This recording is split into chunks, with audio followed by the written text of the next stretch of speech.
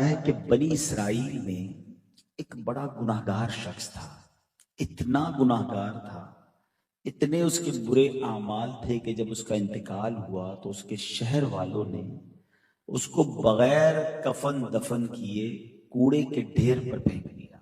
یعنی شہر کے لوگ اس سے اتنے بیزار تھے، اس کے اعمال اتنے برے تھے کہ nobody ready to give them جنازہ یا اس کی تدفین کرے یا اسے قبر میں ڈالے۔ انہوں نے اٹھا کر اسے کوڑے کے ڈھیر پر ڈال دیا۔ اس زمانے میں جس نبی کا یہ دور تھا یہ حضرت موسیٰ علیہ السلام تھے۔ حضرت موسیٰ علیہ السلام کو اللہ تبارک و تعالیٰ کی طرف سے وحی کی گئی کہ اے موسیٰ فلاں جگہ پر جاؤ، ہمارا ایک بندہ موجود ہے کوڑے کے ڈھیر پر، اسے وہاں سے اٹھاؤ، اسے غسل دو اور اسے کفن دو اور اس کی نماز جنازہ ادا کرو کیونکہ میں نے اسے بخش دیا ہے۔ حضرت موسیٰ وہاں پہنچے اور جب دیکھا کہ ایک ایسا جنازہ یا ایک ایسی میت ہے جو کوڑے کے ڈھیر پہ شہر والوں نے ڈال دی ہے، معلوم کیا تو پتہ چلا کہ تو سب سے برا انسان تھا، اور اللہ کے نبی اگر کسی کا جنازہ پڑھا دیں تو ویسے ہی اس کے تمہارے نیارے ہو جاتے ہیں، اور خود رب نے فرما دیا کہ موسیٰ ہم نے اس کی بخشش کر دی ہے۔ آپ حیران ہوئے، آپ نے اللہ کریم سے عرض کی کہ مولا اس بندے نے ایسا کیا عمل کیا، حالانکہ سارا شہر اس کی برائی پر گواہ ہے، اس کے تو اعمال ایسے کہ دفن کرنے کے لیے کوئی تیار نہیں مسلمانوں کی قبرستان ہے۔ تو حضرت موسیٰ علیہ السلام کو جو رب کی طرف سے جواب آیا نا، ذرا غور سے سنیے گا، ارشاد ہوا اے موسیٰ، ایک دن اس نے تورات کو کھولا۔ تورات وہ آسمانی کتاب ہے جو حضرت موسیٰ علیہ السلام پر نازل ہوئی اور اس زمانے کے لوگ اسے پڑھا کرتے تھے۔ کہ اس نے ایک دن تورات کو کھولا تو اس میں محمد صلی اللہ تعالیٰ علیہ وسلم، ہمارے آقا جناب رسول اللہ صلی اللہ تعالیٰ علیہ وسلم کا نام لکھا ہوا تھا۔ تو اللہ پاک نے فرمایا کہ اے موسیٰ، جب اس نے میرے حبیب محمد صلی اللہ تعالیٰ علیہ وسلم اس میں نام دیکھا تو اس نے آپ علیہ السلام پر درود پڑھا۔ ایک روایت میں آتا ہے کہ اس نے اس نام کو چوما، آنکھوں سے لگایا۔ اے موسیٰ، اس کا یہ عمل مجھے ایسا پسند آیا کہ میں نے اس کو معاف فرما دیا، اس کے سارے گناہ معاف کر دیے اور اس کی بخشش فرما دی۔ اللہ اکبر۔ ایک اور روایت اسی طرح کی ملتی ہے کہ یہ جو شخص تھا نا، یہ اس کی عمر بھی بہت بڑی تھی، اس کی 200 برس کے گناہ تھے، 200 ایئرز سے زیادہ اس نے عمر پائی اور یہ گناہوں میں گزری، مگر ایک بار جناب رسول اللہ پر عزت کے ساتھ، تعظیم کے ساتھ، رسپیکٹ کے ساتھ اس نے درود پڑھا اور نام محمد صلی اللہ تعالی علیہ وسلم کی تعظیم کی، اسے چوما، اسے آنکھوں سے لگایا۔ تو رب کو اپنے حبیب سے پیار کیسا ہے کہ جو اس کے نام کی تعظیم کرے، ان پر درود بھیجے، وہ مالک کریم اس کے سارے گناہ معاف فرما دیتا ہے۔ تو اے میرے پیارے اسلامی بھائیو، یہ واقعہ بڑا کمال کا واقعہ ہے کہ پچھلی قوم، پچھلی امت کا کوئی گناہگار ہمارے آقا و مولا جناب رسول اللہ صلی اللہ تعالی علیہ وسلم پر درود پڑھے، ان کا نام کی تعظیم کرے تو بخشا جائے۔ تو ہم تو ہیں بھی نبی پاک کے امتی، ہم پر تو اللہ نے یہ بہت بڑا احسان کیا ہے۔ آپ کو پتہ ہے ہم نے تو کوئی دعا نہیں کی نا، ہم نے کوئی ایسا کمال کا کام نہیں کیا کہ ہمیں بن مانگے اللہ نے سرکار دو عالم علیہ السلام کا امتی بنا دیا۔ ہم پچھلی امتوں میں بھی پیدا ہو سکتے تھے، حضرت موسیٰ کے بھی امتی گزرے، حضرت آدم کے بھی گزرے، حضرت نوح کے بھی گزرے، لیکن ہم پر یہ احسان کیا گیا۔ اور آخری یعنی قیامت کے دن سب سے پہلے جو جنت میں جائیں گے نا، جب ہمارے آقا علیہ السلام، اور اس کے بعد سب سے پہلے جو امت جنت میں جائے گی وہ بھی پیارے آقا کی امت جنت میں جائے گی۔ یعنی ہمیں بیٹھے بٹھائے بن مانگے وہ شرف رب نے دیا جس کی تمنا انبیاء کیا کرتے ہیں، اور ایسے آقا ملے جو فرماتے ہیں، اللہ نے اپنے حبیب سے پتہ ہے کیا وعدہ فرمایا قرآن میں، وَلَسَوْفَ يُعْطِيكَ رَبُّكَ فَتَرْضَىٰ، اے محبوب تمہیں تمہارا رب ان قریب اتنا عطا فرمائے گا کہ تم راضی ہو جاؤ۔ اب نبی پاک کو جب یہ آیت ریویل ہوئی نا، یہ وحی آئی، یہ خوشخبری سنائی گئی، اللہ اکبر، اے امتیوں دیکھو تمہارے آقا تم سے کتنا پیار کرتے ہیں۔ میرے آقا فرماتے میں اس وقت تک راضی نہ ہوں گا جب تک اپنے سارے امتیوں کو جنت میں نہ داخل کروائے۔ ہیں وہ ہمارے نبی، ان کے ہم امتی، امتی تیری قسمت پہ لاکھوں سلام، میری خوش قسمتی میں تیرا امتی۔ واللہ یہ بہت بڑی سعادت ہے، ہم ساری زندگی رب کا فقط اس بات پر ہی شکر ادا کریں نا کہ یا اللہ تیری مہربانی تو نے جناب رسول اللہ کا امتی بنایا، کیونکہ ہمیں یہ معلوم ہے، ہم نے حدیثوں میں پڑھا ہے، خود نبی پاک نے بتایا ہے کہ پیارے آقا قیامت کے دن اپنے امتیوں کو ایسے تلاش کریں گے، گناہگار امتیوں کی ایسے فکر کریں گے کہ جیسے ماں کا بچہ بچھڑ جائے تو ماں بے قرار ہو جاتی ہے، اللہ کے حبیب اس طرح رب کی بارگاہ میں گر گڑا کر اپنے امتیوں کی شفاعت کی خیرات مانگیں گے، اور رب کیا فرماتا ہے کہ محبوب تمہارا سوال پورا کیا جائے گا۔ تو ہمیں الحمدللہ سرکار دو عالم علیہ السلام کا رب نے امتی بنایا، تو اب ذرا سوچو حضرت موسیٰ کا امتی ہو، گناہگار بھی ہو، اور جناب رسول اللہ کے نام کی تعظیم کرے، ان پر درود پڑھے، اس کے گناہ رب معاف فرما دے، تو میں تو امتی بھی رسول پاک کا ہوں۔ اب چاہیے کیا کہ نبی پاک کے نام مبارک کی تعظیم، سرکار علیہ السلام پر کثرت سے درود پڑھنا اگر میں اپنی روٹین میں شامل کر لیتا ہوں تو انشاءاللہ ضرور کرم ہوگا۔ اور یقین جانیے یہ درود ایسا وظیفہ ہے قیامت کے دن تو کام آنا ہے، مغفرت کا پروانہ تو اس نے دلانا ہے، مگر دنیا کی مصیبتیں، دنیا کی پریشانیاں، دنیا کی کلیمٹیز وہ بھی یہ دور کرتا ہے۔ تو اگر آپ کسی پریشانی میں ہیں، بیماری میں ہیں، قرضے میں ہیں، کسی بھی پرابلم میں ہیں، درود پاک ایک ایسا وظیفہ ہے جو آپ کی مشکلوں کو آسان کرتا ہے۔ وہ شاعر کہتے ہیں نا، ہر درد کی دوا ہے صلی علی محمد، ہر درد کی دوا ہے صلی علی محمد، تعویذ ہر بلا ہے صلی علی محمد۔ تو اب اپنی زندگی کا معمول بنائیں کہ کثرت سے روزانہ اپنے ایک ٹائم بنائیں کہ میں نے آج اس وقت میں درود پاک پڑھنے، اور اتنے پڑھنے ہیں، کم از کم 313 مرتبہ درود پاک پڑھنے کا روزانہ کا ٹارگٹ بنا لیں، تو انشاءاللہ بڑی برکتیں ملیں گی۔ میں بھی نیت کرتا ہوں اور آپ بھی نیت کریں کہ انشاءاللہ روزانہ کثرت سے درود پاک پڑھیں گے۔ آئیے محبت کے ساتھ بآواز بلند درود پاک پڑھ لیں، صلو علی الحبیب صلی اللہ تعالی علی محمد صلی اللہ علیہ وسلم۔ میں نے اس جگہ پر کئی الحمدللہ بیانات کیے ہیں، تو ہم کیوں نہ ہم کچھ سیکھنا بھی شروع کر دیں، ہم کچھ ایسی باتیں بھی بیان میں کرنا شروع کریں جو ہماری زندگی میں مزید امپلیمنٹیشن لائیں۔ تو آج جو میں نے ٹاپک لیا ہے وہ بڑا ریلیونٹ ہے ہم سب کے ساتھ، اور ہم اس پر روزانہ ہی پریکٹس کر سکتے ہیں اور روزانہ ہی کروڑوں نیکیاں حاصل کر سکتے ہیں۔ وہ موضوع کیا ہے، میں ایک واقعہ آپ کو سناتا ہوں تاکہ آپ کو اس بات کا اندازہ ہو، ایک ایسی صدا، ایسی آواز جو روزانہ ہمارے کانوں سے ٹکراتی ہے مگر شاید ہمیں اس کی امپورٹنس کا اندازہ نہیں ہے۔ اور اب اگر میں یہ کہوں تو بھی غلط نہیں ہوگا کہ دنیا میں سب سے زیادہ جو آواز گونجتی ہے، آج میں نے اسی آواز، اسی صدا اور اسی بات پر گفتگو کرنی ہے۔ سیدنا ابو ہریرہ رضی اللہ تعالیٰ عنہ فرماتے ہیں، ایک صاحب جن کا بظاہر کوئی بڑا نیک عمل نہیں تھا اور ان کا انتقال ہو گیا، رسول پاک علیہ السلام نے، سبحان اللہ، میرے آقا کو اللہ نے کیسے کیسے علوم سے نوازا تھا، صحابہ کی موجودگی میں غیب کی خبر دیتے ہوئے فرمایا کہ کیا تمہیں معلوم ہے کہ اللہ عز و جل نے اسے جنت میں داخل کر دیا ہے؟ اس کے انتقال کے بعد نبی پاک صحابہ کو بتا رہے، تو اس پر لوگ متعجب ہوئے کہ اس بندے کا بظاہر کوئی بڑا نیک عمل سامنے نہیں تھا۔ چنانچہ ایک صحابی ان کے گھر گئے اور ان کی بیوہ سے پوچھا کہ کوئی خاص عمل کرتے تھے یہ؟ اچھا، صحابہ کو یہ بڑا کمال تھا کہ جیسی کسی کی کوئی بشارت پتہ چل جاتی نا کہ یہ جنت میں چلا گیا یا اس کو فلاں فضیلت مل گئی تو فوراً اس کی ٹوب میں پڑ جاتے تھے کہ وہ ایسا کیا نیک عمل کرتا تھا تاکہ ہم بھی وہ کر لیں۔ حالانکہ وہ پھر بھی صحابہ تھے، وہ جنتی تھے، مگر ان کو نیکیوں کی تلاش تھی۔ سب سے پہلی فجر پڑی جاتی ہے فجی کے اندر، اپروکسیمیٹلی یہ آسٹریلیا سے بھی آگے ایک جزیرہ ہے، اللہ کی رحمت سے مجھے وہاں بھی جانے کی سعادت ملی، اور وہاں جب ہم نے فجر پڑھی تھی تو ایک دل میں بات آئی تھی کہ آج دنیا میں اگر سب سے پہلی اذان فجر ہوئی ہے یا نماز فجر ہوئی تو وہاں ہوئی۔ پاکستان سے تقریباً ہم کہہ سکتے ہیں کہ وہ 10 سے 11 آورز پلس کر لیں، یعنی اس وقت ہم یہاں ہیں تو وہاں اس وقت ہو سکتا ہے کہ فجر کا وقت ہو رہا ہوگا، تو وہاں اب فجر پہلی جو ہے وہ شروع ہوتی ہے، ہماری فجر 10 گھنٹے بعد ہوتی ہے۔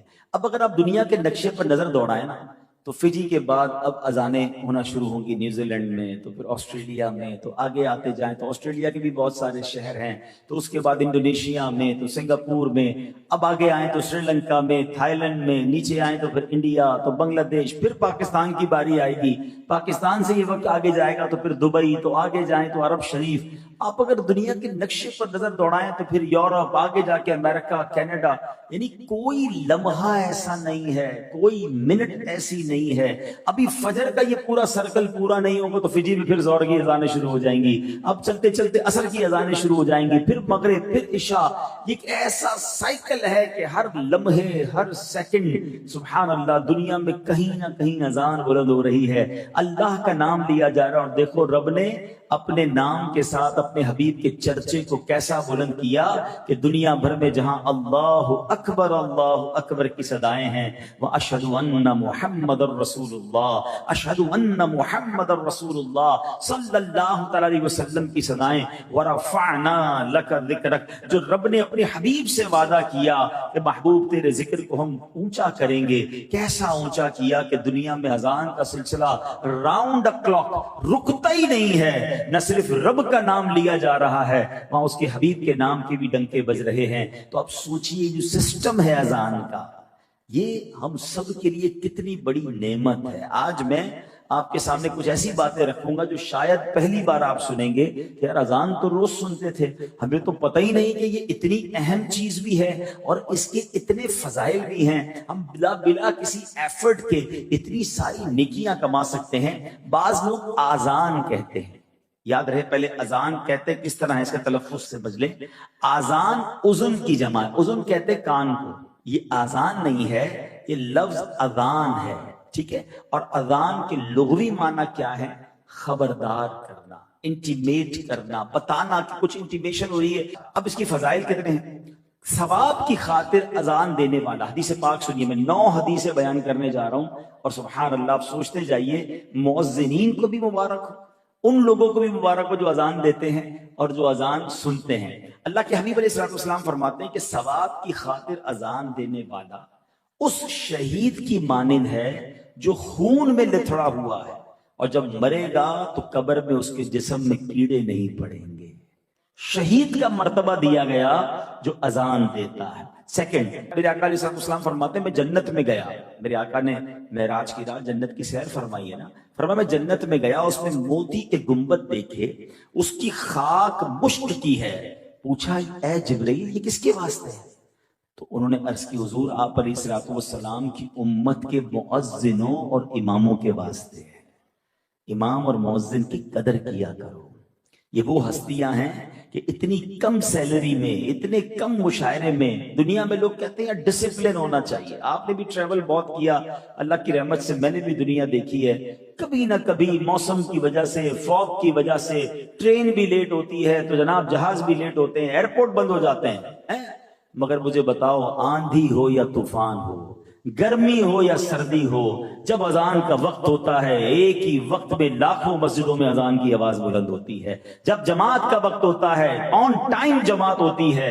جو ڈسپلن ہمارے امام اور مؤذنین نے ساری دنیا میں قائم کیا ہوا، آل اراؤنڈ دا ورلڈ، آپ گھڑی ملا لیں اپنی، 9:15 بجے جماعت ہے، 9:15 گھڑی میں آپ کی گھڑی آگے پیچھے ہوگی، مسجد کی جماعت کھڑی ہو جائے گی۔ یہ کیا ہے؟ ایسا سسٹم پوری دنیا میں مؤذنین اور امام نے قائم کیا ہے۔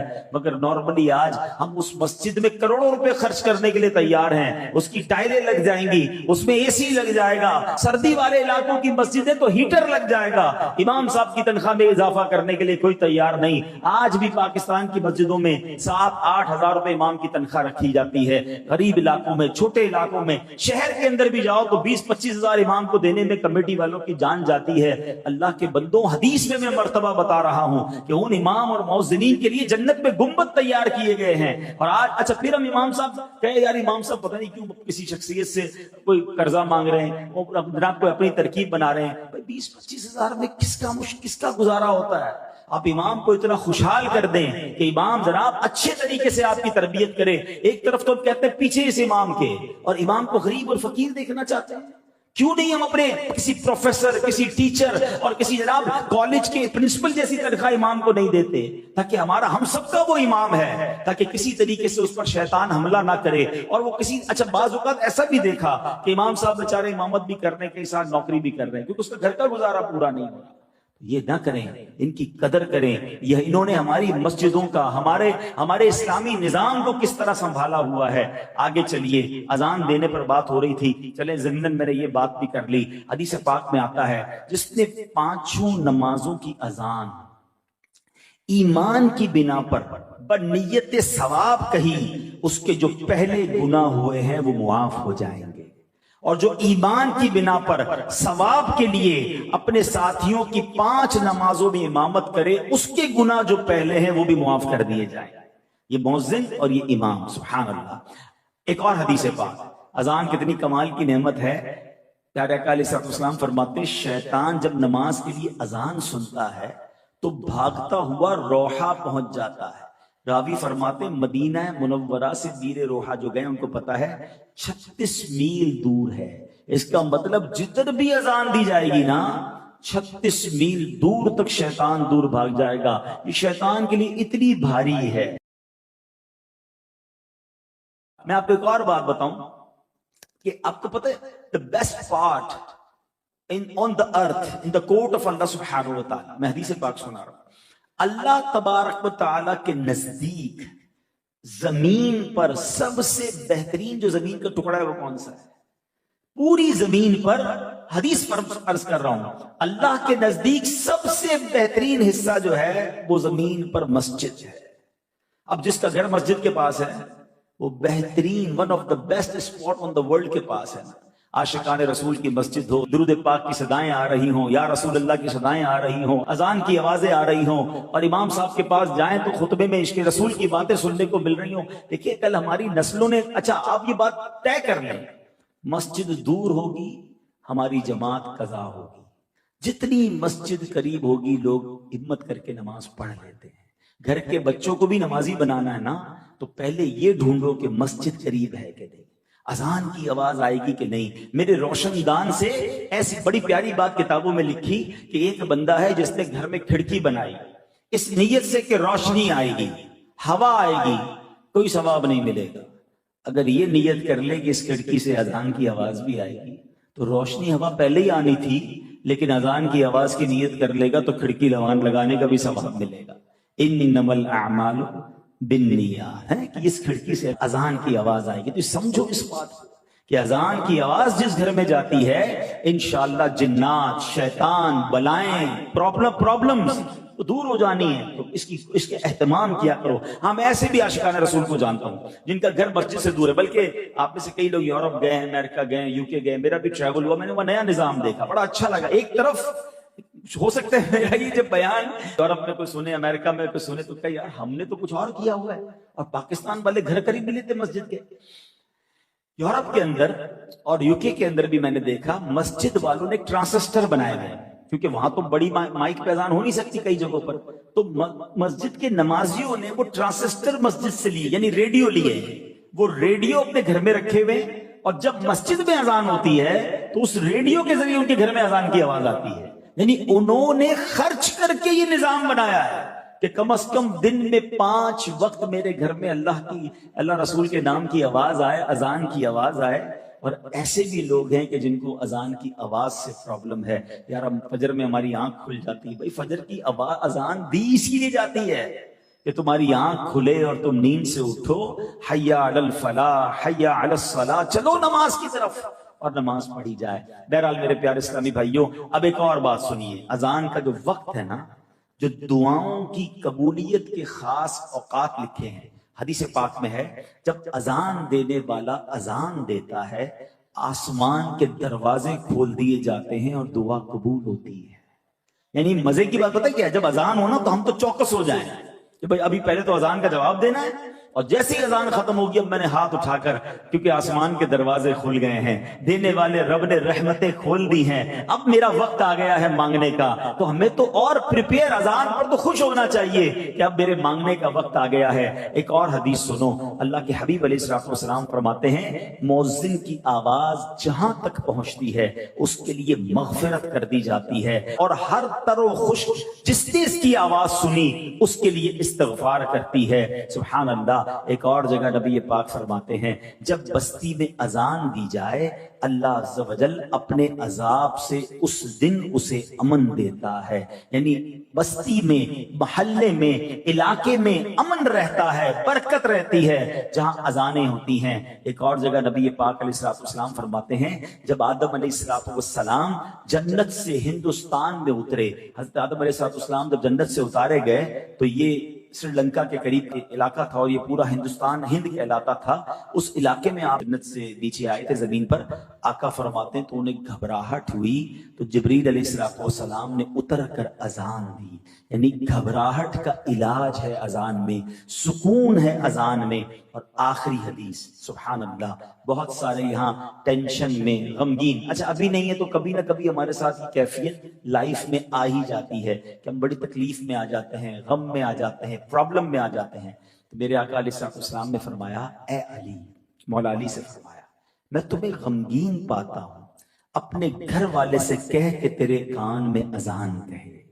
اذان غم و پریشانی کی دافع ہے، یعنی اگر کوئی غمگین ہے، کوئی پریشان ہے تو اس کے کان میں اذان دے، اس کے کان میں اذان کی آواز جائے گی، اللہ اس کے غم کو دور کر دے گا، اس کی ٹینشن ریلیز ہو جائے گی۔ مولا علی کرم اللہ تعالی وجہ الکریم اب کیا فرماتے ہیں؟ آقا نے تو فارمولہ دے دیا نا، اب مولا علی کا طریقہ کیا تھا؟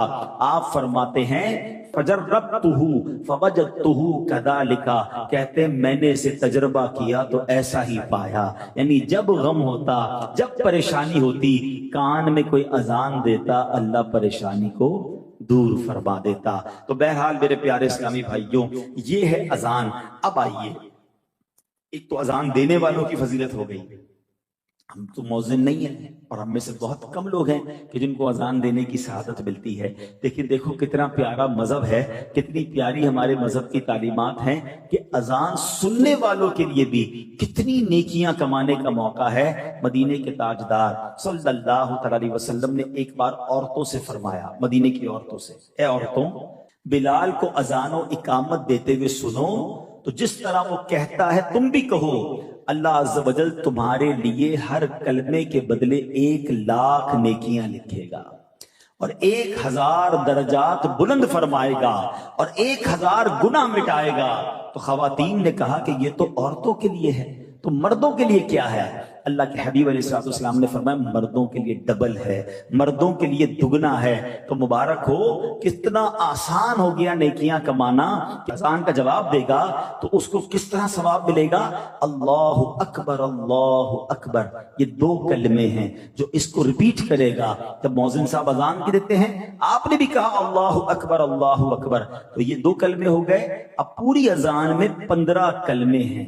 اگر کوئی اسلامی بہن اذان کا جواب دیتی ہے، مؤذن صاحب جیسے کہتے ہیں اور ہماری وہ بہن دہراتی ہیں، تو 15,00,000 نیکیاں ملیں گی، 15,000 درجات بلند ہوں گے، 15,000 گناہ معاف ہو جائیں گے۔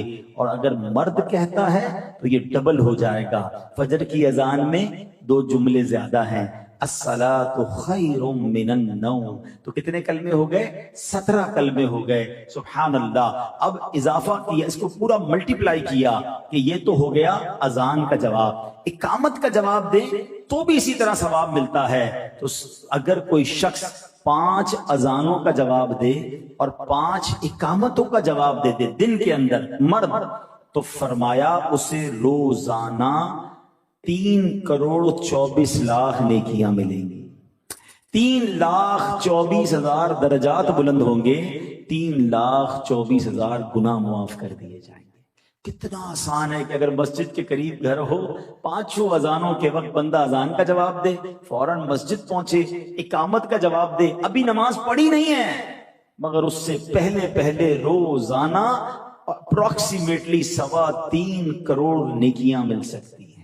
مگر پرابلم کیا ہے، آج اذان کی آواز بھی آتی ہے پھر بھی لگے ہوئے فون پر ہیں، پھر بھی اپنی باتوں میں لگے ہوئے، کوئی ٹینشن نہیں ہے۔ حالانکہ اگر کوئی یہ کہے کہ اذان کی جواب دو 10,000 روپے ملیں گے، تو پہلے سے ہی بندہ الارم رکھے گا، یار اذان سے پہلے میں 5 منٹ پہلے سارے کام چھوڑ دوں تاکہ اذان نکل نہ جائے۔ 10,000 ہر روز ایک اذان پر، تو 5 اذان پہ 50,000 روپے، مہینے کے 15 لاکھ روپے، اس سے اچھا کاروبار کون سا ہے بھائی؟ اذان کا جواب دیا کرو، مسجد کے قریب گھر مہنگے ہو جائیں گے۔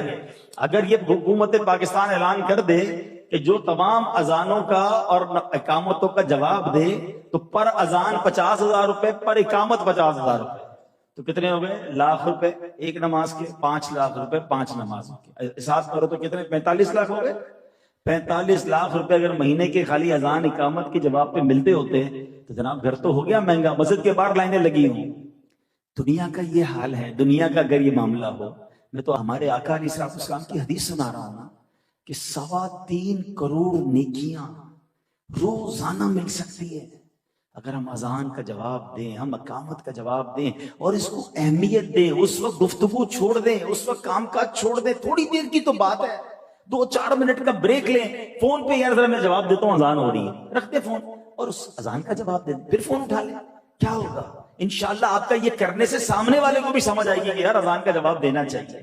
تو اذان کا جواب، ہاں یہ ضرور ہے کہ اگر شہر میں ایک ساتھ کئی اذانیں ہوئیں تو کسی بھی ایک اذان، پہلی اذان کا آپ جواب دے دیں، باقی پھر اذانوں کا جواب دینا ضروری، دینا چاہیں تو دوسروں کا بھی دیں، ثواب کمائیں، لیکن ایٹ لیسٹ پہلی اذان جو ہے اس کا جواب ہمیں ضرور دینا چاہیے۔ تو اے میرے پیارے اسلامی بھائیوں، اچھا اب ایک بڑی مسٹری، ایک بڑی بات پھیلائی جاتی ہے، کوسچن بھی بہت کیے جاتے ہیں کہ کیا نبی پاک علیہ السلام نے کبھی اذان دی؟ تو آج اس کا بھی جواب سن لیجئے، فتاوی رضویہ شریف میں ہے، سرکار دو عالم علیہ السلام نے سفر میں ایک بار اذان دی تھی اور کلمات شہادت کیسے کہے تھے، کیونکہ ہم تو کیا کہتے ہیں؟ اشہد ان محمد رسول اللہ، تو اللہ کے حبیب علیہ السلام نے فرمایا اشہد انی رسول اللہ، میں گواہی دیتا ہوں کہ میں اللہ کا رسول ہوں۔ تو نبی پاک علیہ السلام نے بھی سبحان اللہ اذان دی ہے۔ اللہ اکبر، تو اس کے جواب میں ہم کیا کہیں گے؟ اللہ اکبر، اللہ اکبر کہیں گے، ٹھیک ہے۔ اچھا پھر اس کے بعد آگے چلیں گے، جب مؤذن کہے گا اشہد ان لا الہ الا اللہ، تو آپ بھی اشہد ان لا الہ الا اللہ کہیں گے، ٹھیک ہے۔ جب مؤذن کہے گا اشہد ان محمد رسول اللہ، تو اب آپ نے کیا کہنا ہے؟ پہلی باری میں صلی اللہ علیہ یا رسول اللہ، کیا کہیں گے؟ صلی اللہ علیہ یا رسول اللہ۔ اب یہ بھی کر سکتے ہیں کہ اشہد ان محمد رسول اللہ کہیں، پھر کہیں صلی اللہ علیہ یا رسول اللہ۔ پھر مؤذن کہے گا اشہد ان محمد رسول اللہ، تو آپ کہیں گے قرۃ عینی بک یا رسول اللہ۔ اب اس کا معنی سمجھ لو گے نا، اتنا مزہ آئے گا، اتنی خوشی ہوگی کہ کیا سبحان اللہ پیار کی بات ہے۔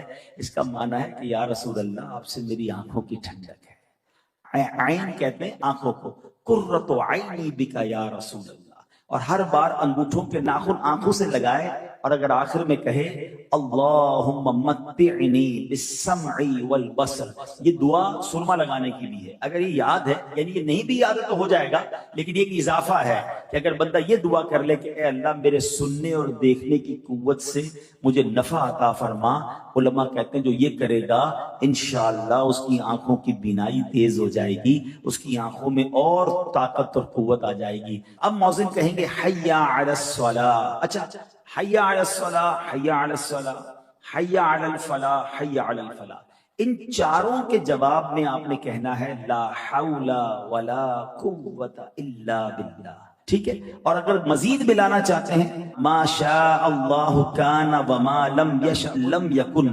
معنی کیا ہے؟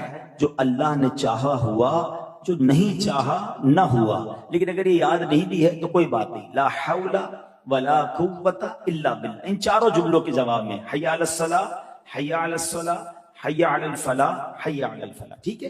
اچھا اب آخر میں پھر امام کیا کہتے ہیں؟ اللہ اکبر، اللہ اکبر، آپ کیا کہیں گے؟ ریپیٹ کریں گے اللہ اکبر، اللہ اکبر، لا الہ الا اللہ، آپ کیا کہیں گے؟ لا الہ الا اللہ۔ یہ اذان کا، نارمل اذان کا جواب ماشاءاللہ آپ نے سیکھ لیا۔ اب 2 جملے اور ہیں، الصلاۃ خیر من النوم، یہ کب کہا جاتا ہے؟ فجر کی اذان. اس کا معنی بڑا پیارا ہے، نماز نیند سے بہتر ہے. اذان بار بار سکھا رہی ہے فجر سے تھوڑی دیر پہلے نیند آتی ہے زیادہ. بندہ جاگ رہا اور فجر کے لیے جاگ رہا ہے، نہیں جاگ رہا تو فجر سے پہلے سو جائے گا. نہیں، الصلاۃ خیر من النوم، نماز نیند سے بہتر ہے. اس کا تھوڑا سا یاد کرنا پڑے گا. اس کا جو جواب بڑا پیارا ہے، صدقتا وبررتا وبالحق نطقتا. اچھا پہلے اس کا معنی سمجھ لیا تو پھر یاد ہو جائے گا.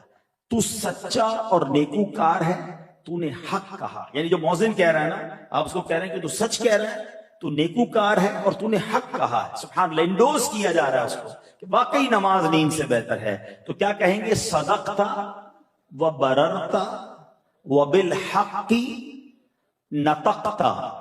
صدقتا وبررتا وبالحق نطقتا.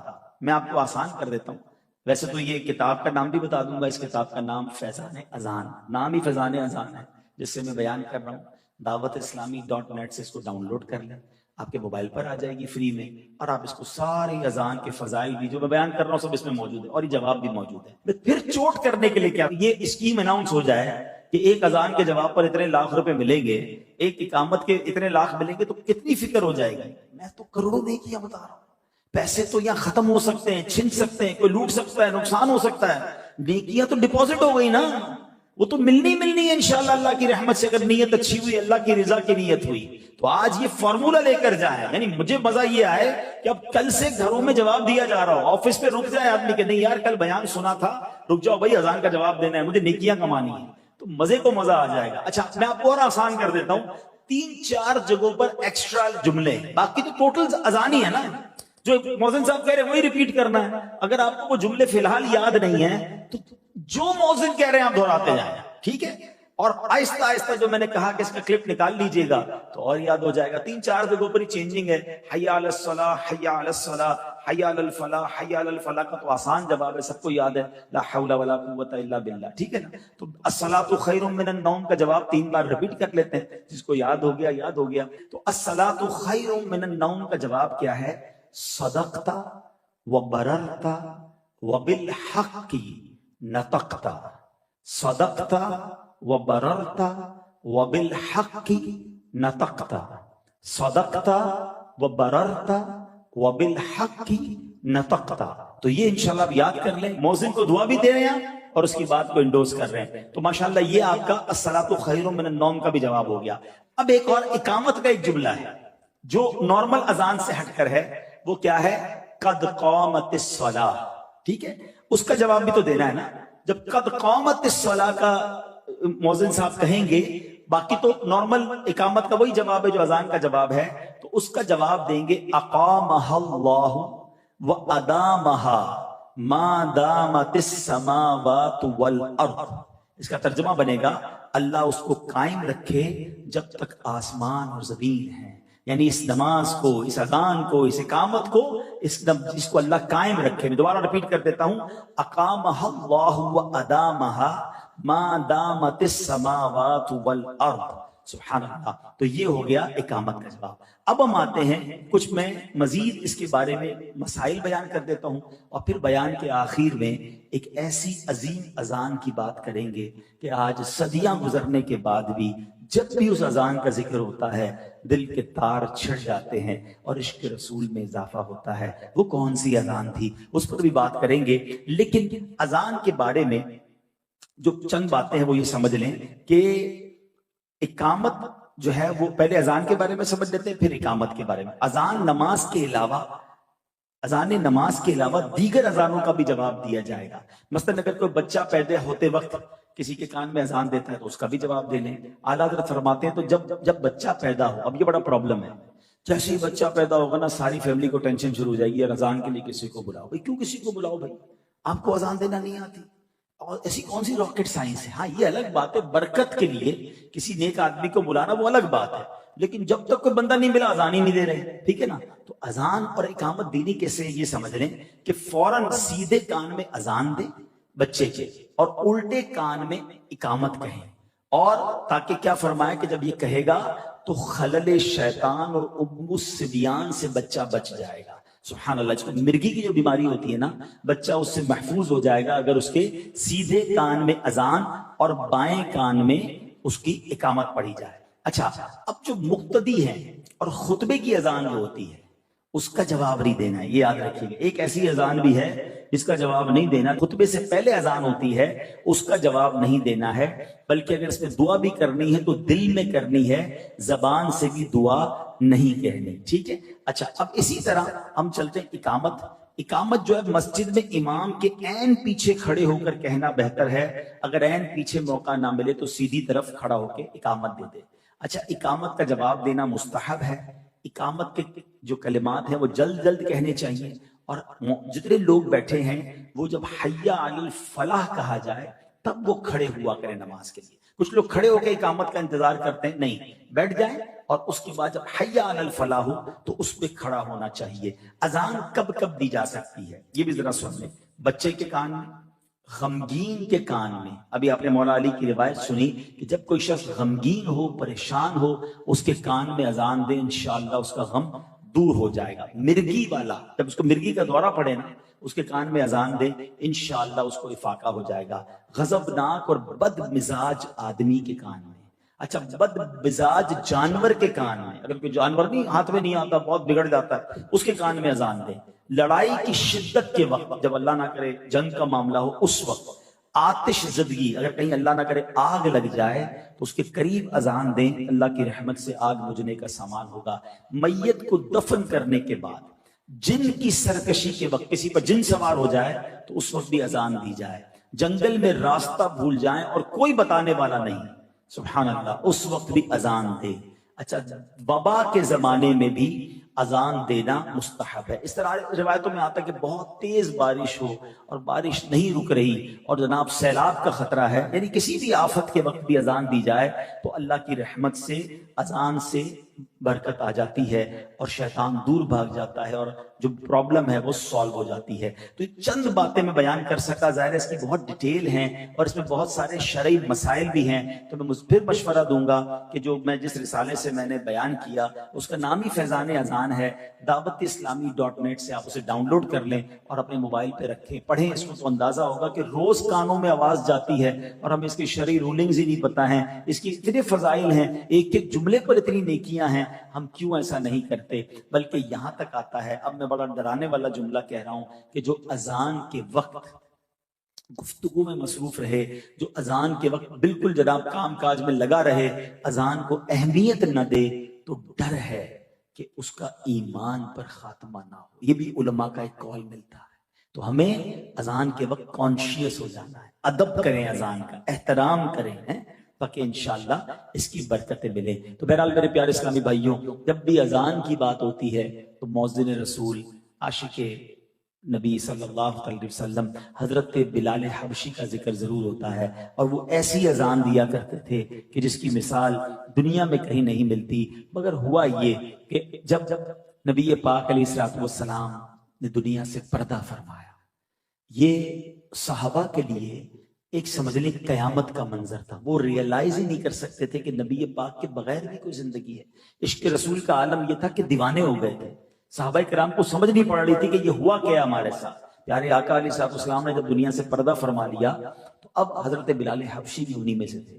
وہ جب بھی مدینے کی گلیوں میں نکلتے، قدم قدم پر پیارے آقا کی یاد ستاتی تھی. تو حضرت بلال نے مدینہ چھوڑا اور ملک شام میں آ کر رہنے لگے. کچھ عرصے کے بعد حضرت بلال حبشی رضی اللہ عنہ کو نبی پاک کی خواب میں زیارت ہوئی اور آقا علیہ السلام نے حضرت بلال سے فرمایا، اے بلال، یہ کیا جفا ہے، کیا ابھی وہ وقت نہ آیا کہ تم میری زیارت کے لیے حاضری دو؟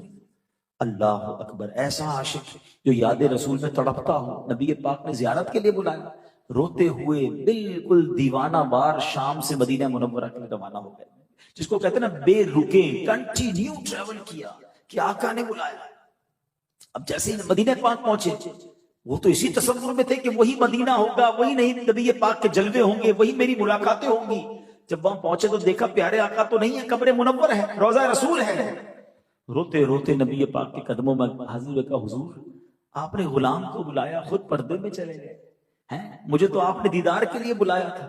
آنکھوں سے آنسو جاری ہیں حضرت بلال کے. اب حضرت بلال کا مدینے میں پہنچنا تھا کہ شور مچ گیا کہ مؤذن رسول حضرت بلال مدینے میں آئے ہیں. ہر طرف سے لوگ جمع ہو گئے. حضرت بلال سے عرض کی کہ حضور اب مدینے آئے ہیں. تو ہمیں وہی اذان سنا دیجئے جو رسول پاک کے زمانے میں سناتے تھے.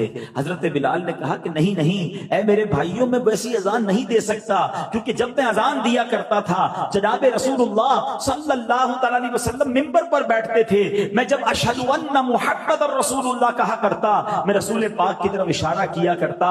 اب وہ جلوے نہیں ہیں، اب وہ حالات نہیں ہیں، میں اذان نہیں دے سکوں گا، میں اپنے آپ پہ کنٹرول نہیں کر سکوں گا. لوگ ضد کرتے رہے، حضرت بلال منع کرتے رہے. حسنین کریمین حضرت بلال کے پاس جب وہ آئے تو حضرت بلال نے سینے سے چمٹا لیا، بہت پیار دیا. وہ دونوں نواسے کہتے ہیں چاچا جان بڑے عرصے بعد مدینے آئے ہیں، ہمارے نانا حضور کے زمانے میں آپ اذان دیا کرتے تھے، حضور ایک بار پھر وہ اذان سنا دیجئے، ہم وہ اذان آپ سے سننا چاہتے ہیں. حضرت بلال کہتے ہیں شہزادو میں تمہیں کیسے منع کر سکتا ہوں، تم تو میرے آقا کے آنکھوں کے تارے اور ان کے پھول ہو. اللہ اکبر. اب حضرت بلال منبر پر چڑھتے ہیں، دھڑکتے دل کے ساتھ. حضرت بلال حبشی مسجد نبوی شریف کے منبر پر جا کر اس جگہ جا کر جہاں اذان دیا کرتے ہیں آپ نے اذان شروع کی. اللہ اکبر اللہ اکبر.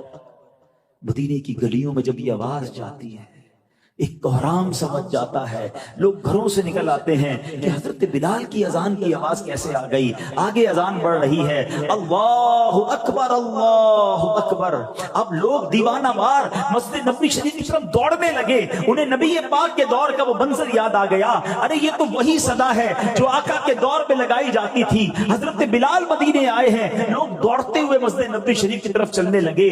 اشہد ان لا الہ الا اللہ. اب عورتیں بھی اپنی چھتوں پہ چڑھ گئیں کہ آج تو رسول پاک کے زمانے کی یاد تازہ ہو رہی ہے. ہر آنکھ اشک بار ہے، یاد رسول میں تڑپ رہی ہے. حضرت بلال آگے بڑھتے ہیں، اشہد ان لا الہ الا اللہ. اب چھوٹے چھوٹے بچے ماؤں سے کہتے ہیں امی جان چاچا حضرت بلال تو آ گئے، مؤذن رسول تو آ گئے، ان کی اذان کی آواز ہمیں سنائی دے رہی ہے. رسول اللہ کب تشریف لائیں گے؟ امی بڑا عرصہ ہو گیا رسول پاک کا دیدار نہیں ہوا.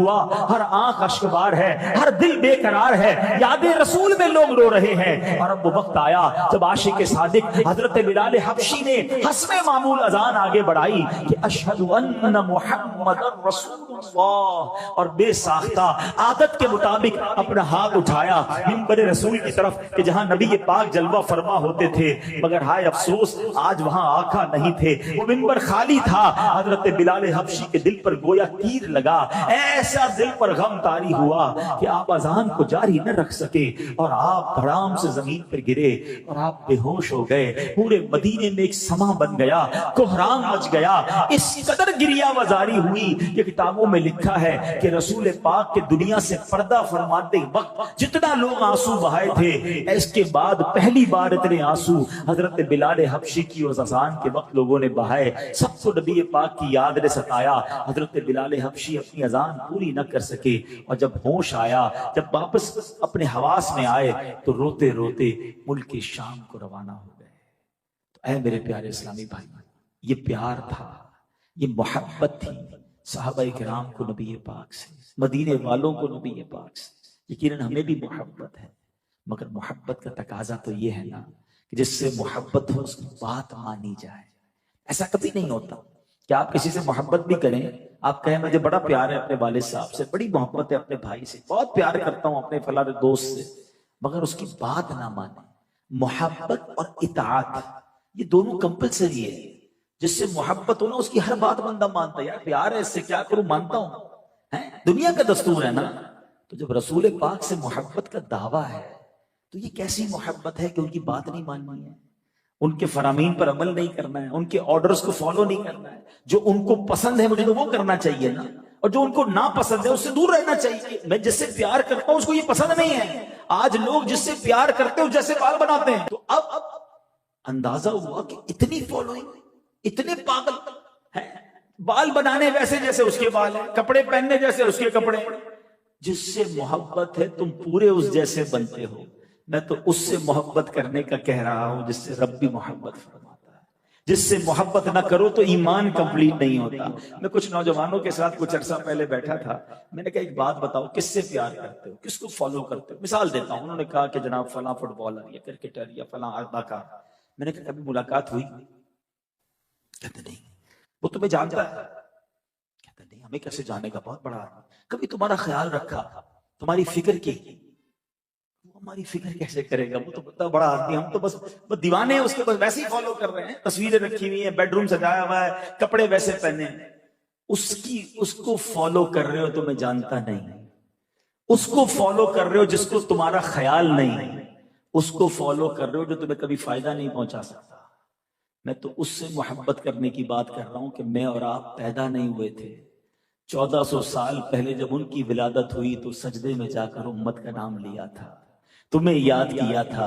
پڑھتے ہو نا صلاۃ السلام میں شعر, رب حبلی امتی کہتے ہوئے پیدا ہوئے, حق نے فرمایا کہ بخشا الصلاۃ والسلام. ارے پیدا ہوئے تو ہمیں یاد کیا. میں اور آپ تو پیدا بھی نہیں ہوئے تھے. میرے آقا راتوں کو جاگ جاگ کر آنسو بہا کر ہم گناہگاروں کو یاد کرتے رہے. معراج کی رات رب کی بارگاہ میں گئے, ادھر ہمیں نہ بھولا.